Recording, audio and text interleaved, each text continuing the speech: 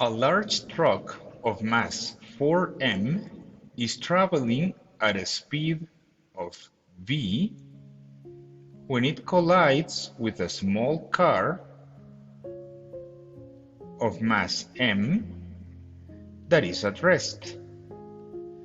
The truck and car stick together after the collision.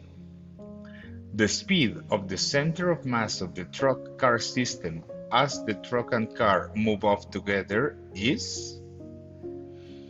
Remember that the center of mass is moving in a composite system as long as one of the objects is moving. The position of the center of mass is given by the weighted average. X of the center of mass is 4m times x of 4m plus m times x of m divided by the mass of the system, 5m.